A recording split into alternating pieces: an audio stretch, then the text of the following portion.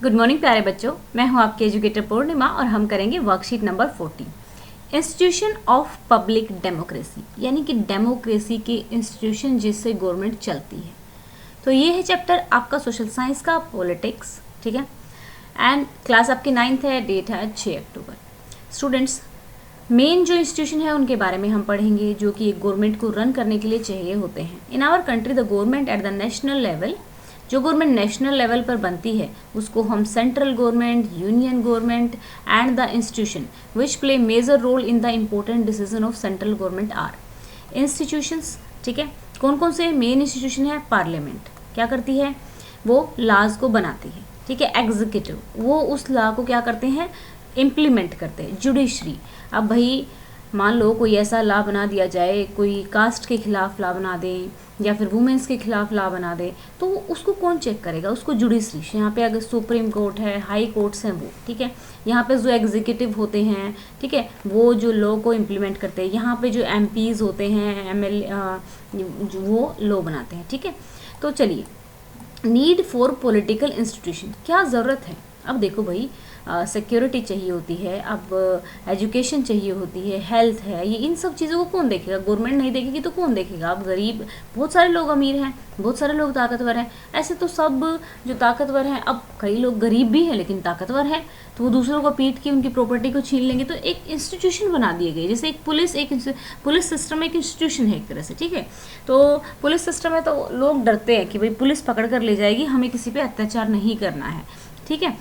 मतलब most of the लोग तो इस बात को मानते हैं, 90%। 10% ऐसे हैं जो इन चीज़ों की बात नहीं करते हैं, फिर भी गुंडागर्दी करते हैं, है ना बच्चा। तो सिक्योरिटी, एजुकेशन और हेल्थ जो है सिटीजन्स को गवर्नमेंट की रिस्पॉन्सिबिलिटी होती है प्रोवाइड करने की। तो जो गवर्नमेंट रिस्पॉन्सिबिलिटी प्रोवाइड करती है वो किसी न किसी इंस्टीट्यूशन के थ्रू प्रोवाइड की जाती है। अब आपको एजुकेशन प्रोवाइड की जा रही है, आपके स्कूल के थ्रू प्रोवाइड की जा रही है ना, तो इंस्टीट्यूशन तो बनाने ही पड़ते हैं जब हमें सर्विसेज प्रोवाइड करनी होते हैं। वो जो अमीर लोग हैं, जो भी गरीब भी हैं, जो एक रिक्वायर्ड अमाउंट में, जो एक पर्टिकुलर अमाउंट में पैसा कमाते हैं, तो उन पर टैक्स लगाता है।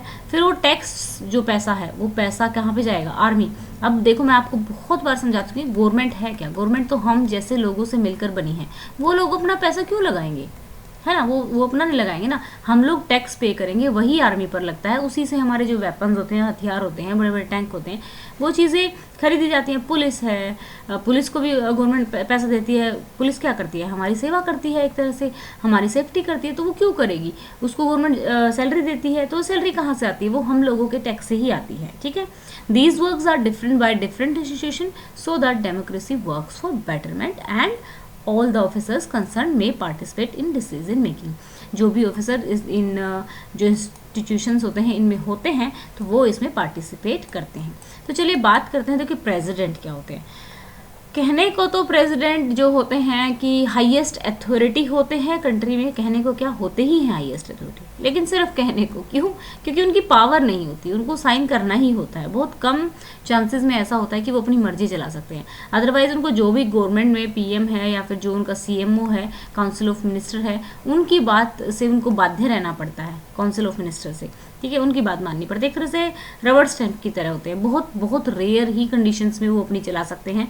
जब थोड़े बड़े हो जाओगे तो रेयर कंडीशन भी आप पढ़ पाओगे, या फिर जब मैं आपको लाइव लेक्चर्स कराऊंगी तब आप जान पाओगे। प्राइम मिनिस्टर, अब प्राइम मिनिस्टर क्या है? गवर्नमेंट के बिहाफ पर अपनी पावर को क्या करता है?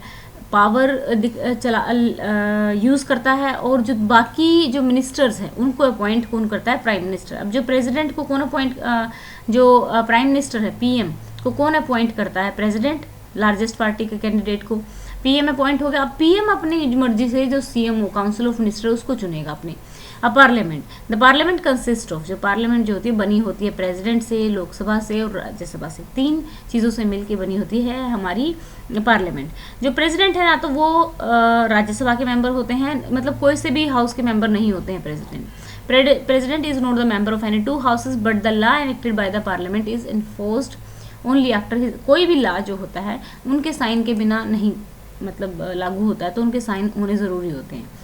लोकसभा वर्सेस राज्यसभा, लेकिन वो मना नहीं कर सकते साइन करने से। बहुत ही रेयर कंडीशंस में वो मना करते हैं। भेज सकते हैं वापस कि भाई रिकंसिडर कर लो, लेकिन वो मना बहुत कम कर सकते हैं। मतलब कुछ ही चांसेस में उनको मनाही करने की। हाँ, वो किसी बिल को बहुत टाइम तक डिले कर सकते हैं। लोकसभा वर्सेस राज्यसभा। अब देखो देखा जाए तो कहीं पर लोकसभा की ज़्यादा पावर है, कहीं पर राज्यसभा की ज़्यादा पावर है। तो if the difference of the opinion, अगर दोनों हाउसेज में, ठीक है, किसी जनरल लॉ को पास करने के लिए अगर डिफरेंस हो जाती है तो लोकसभा की ओपिनियन को माना जाएगा। अगर मनी के मैटर्स में, जैसे बजट है, बजट जो पास होता है मेनली लोकसभा के द्वारा ही होता है, एंड जो राज्यसभा है, law can be retained by the Rajya Sabha only for 14 days. अगर मान लो इन्होंने बजट पास किया तो सिर्फ जो राज्यसभा के साथ वो 14 दिन तक डिले कर सकती है, वो अपने सजेशंस दे सकती है, लोकसभा को फोर्स नहीं कर सकती। लोकसभा को राइट है कि उन सजेशंस को एक्सेप्ट करे या फिर रिजेक्ट करे मनी मैटर्स में, ठीक है। तो मनी के जो मैटर्स होते हैं वो मेनली लोकसभा में ही डिसाइडेड होते हैं। अब लोकसभा जो है कंट्रोल करती है किसको, काउंसिल ऑफ मिनिस्टर, जैसे पीएम है, ठीक है ना। अब जैसे प्रेसिडेंट है, प्रेसिडेंट ने किसको किया, पीएम को अपॉइंट किया। अब पीएम 10 या 12 या 20 जितने भी अकॉर्डिंगली जो भी नेता रहते हैं उनको मिनिस्टर्स को चुन लेता है अपनी मर्जी के मिनिस्टर को, कि भी मेरी जो काउंसिल ऑफ मिनिस्टर है, मेरे को जो एडवाइस देने के लिए जो मिनिस्टर्स रहेंगे वो अपनी मर्जी से मैं चुनूंगा। तो वो बताता है अपॉइंट तो प्रेसिडेंट ही करेंगे इनको, लेकिन किसकी सलाह पे, प्राइम मिनिस्टर की सलाह पे, ठीक है। Only those can become a prime minister who also get A majority in the Lok Sabha, ठीक है। उसी पार्टी का मेंबर जो है वो प्राइम मिनिस्टर बन सकता है जिसने लोकसभा में ज़्यादा सीटें जीती होती हैं। If more than half of the member of Lok Sabha have no trust, अगर मान लिया जाए जो काउंसिल ऑफ मिनिस्टर का मतलब ट्रस्ट ना हो तो क्या होता है, काउंसिल ऑफ मिनिस्टर के साथ साथ अब ऐसा होता है ना कि लोकसभा में से, जो पूरी लोकसभा है उसमें से पीएम चुन लिया गया और काउंसिल ऑफ मिनिस्टर चुन ली गई। अब जो पीएम है ना वो राज्यसभा में से भी चुना जा सकता है, लेकिन वो पार्टी का उसी का होना चाहिए जो लोकसभा में जीती हुई है, ठीक है।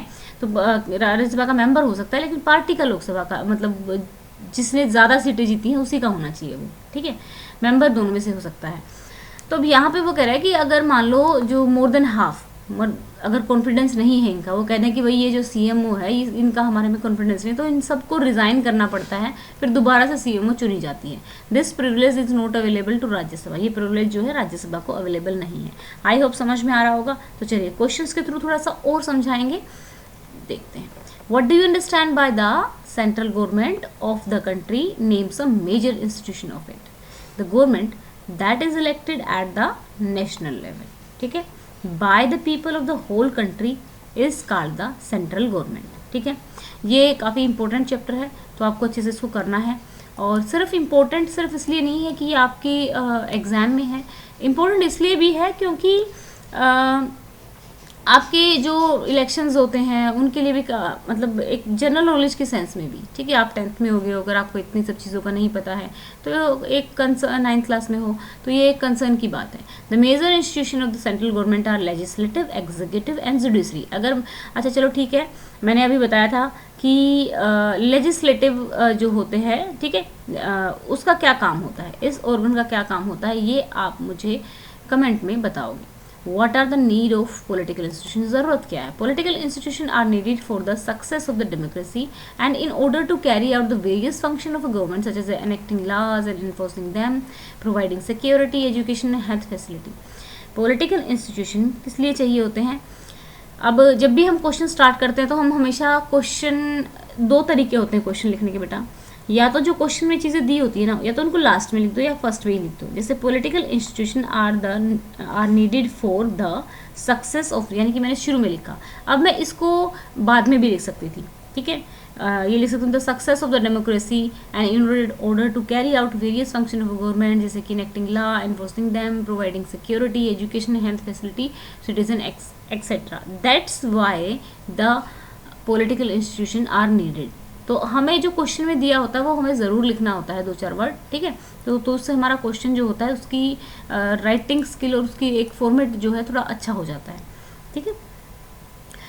Who play major roles in taking the main decision of the institution. Major role कौन प्ले करता है इंस्टीट्यूशन में? President, prime minister, cabinet and parliament play key roles in taking the major decision of the institution, ठीक है।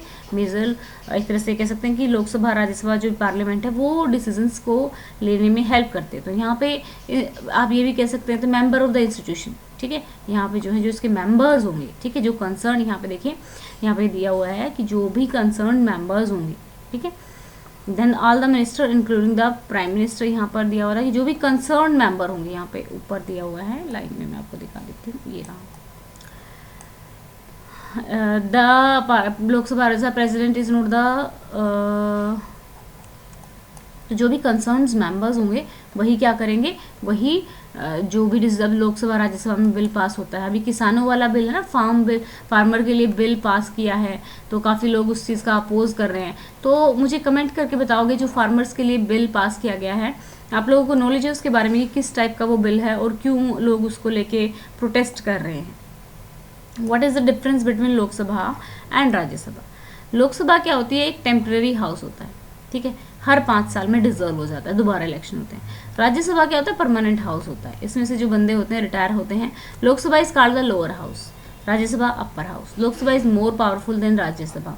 तो किसी किसी case में राज्यसभा ही पावरफुल होती है, बट अगर ओवरऑल देखा जाए तो लोकसभा ज़्यादा पावरफुल होती है, ठीक है। तो चलिए अब नेक्स्ट करते हैं। अगर नेक्स्ट क्वेश्चन नहीं है, यही आपके 4 क्वेश्चन थे। आई होप आपको समझ में आया होगा और ये काफ़ी इंपॉर्टेंट चैप्टर है, तो आपको अच्छे से समझना है, क्योंकि ये आपका जनरल नॉलेज का यानी कि डेली यूज़ का चैप्टर अगर मैं इसको कहूँ तो कह सकती हूँ, क्योंकि हमेशा पॉलिटिक्स वगैरह हमारी होती ही रहती है, बिल वगैरह पास होते रहते हैं। तो आपको इस वीडियो को पहुँचाना है 1500 लाइक्स तक। आप लोग बहुत अच्छे से टारगेट पूरा करते हैं। एक टारगेट हमारा जूम एजुकेशन का, दूसरा टारगेट आपको अपनी पढ़ाई का रखना है। आप लोग बता सकते हो कि आप रिवीजन करना स्टार्ट कर दो, जो वर्कशीट्स करवाई गई हैं उनका नहीं करना तो हम एनसीईआरटी शुरू करवा ही रहे हैं, तो उनसे हम पढ़ेंगे, ठीक है स्टूडेंट्स। तो थोड़ा थोड़ा पढ़ना स्टार्ट कर दो आप, ओके। तो ये थी हमारी आज की वर्कशीट। आई होप आपको अच्छे से समझ में आ गया होगा। अगर आपको हमारी वीडियोस अच्छी लगती हैं, हमारा पढ़ाने का तरीका अच्छा लगता है, तो आप वीडियोस को शेयर कर सकते हो, हमारे चैनल को सब्सक्राइब कर सकते हो। Thank you, have a nice day, may God bless you.